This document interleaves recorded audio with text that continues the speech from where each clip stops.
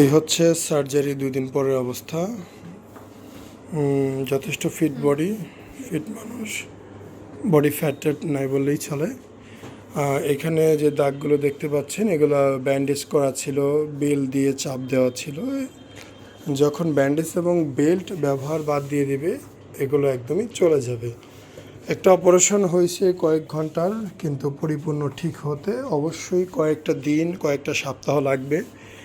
আমরা দেখি অনেকেই বিষয়টা নিয়ে একটু কনসার্ন। অপারেশনের পরের ছবি দেখেই যে দাগ মনে হচ্ছে কেন, এই মনে হচ্ছে কেন, হওয়াটাই স্বাভাবিক।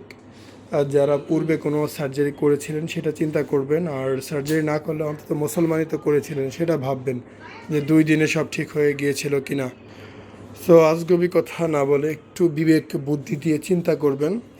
অনেকেই বলবে যে বুকটাকে অবস্থা খারাপ, এই সে আবি যাবি। আসলে তাদের এই সমস্যা নাই, তারা এই বিষয়ে কোনো কিছুই জানে না। কোনো না কোনোভাবে ফেসবুক তাদের কাছে ভিডিওগুলো নিয়ে যাচ্ছে, সেই কারণে তারা দেখে এই ধরনের কমেন্ট করে। বাট যাদের এই প্রবলেমগুলো একমাত্র তারাই জানে কি সমস্যা আছে, কি ঝামেলা থেকে তারা উদ্ধার হলো। তো সমস্যা যার, চিন্তা তার। সমস্যা যার হবে না তার কোনো চিন্তাই নেই। এটাই স্বাভাবিক, এটাই দুনিয়া। যার যার বোঝা তার তার মাথায় নিতে হবে। সো আমরা আমাদের মতো করে সুন্দরভাবে কাজ করে দিয়েছি।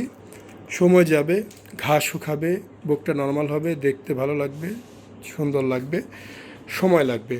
তবে মূল সমস্যা হচ্ছে যে মানুষ তার পরবর্তীতে যোগাযোগ করে না এখান থেকে যাওয়ার পর, সেই কারণে আমরা দেখাতে পারি না যে 1 বছর 6 মাস পর কেমন হলো। সেটা হয়তো বা আমাদের ব্যর্থতা। তবে কারো বিপদ কেটে গেলে সে কখনোই আর মনে রাখবে না, রাখা দরকারও পড়ে না, এটাই স্বাভাবিক। যদি যোগাযোগ রাখতো অবশ্যই আমরা রেজাল্টটা আপনাদের সামনে উপস্থাপন করতে পারতাম। আমরা দুঃখিত, যোগাযোগ না রাখায় আমরা রেজাল্ট উপস্থাপন করতে পারি না। সেই কারণে অনেকের মধ্যে অনেক ধরনের চিন্তা থাকে পরে ঠিক হয় কি না।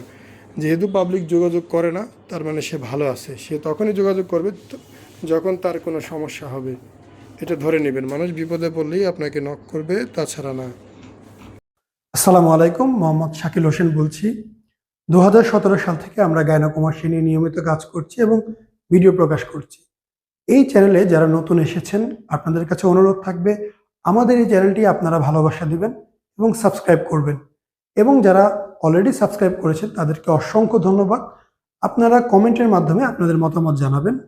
ধন্যবাদ।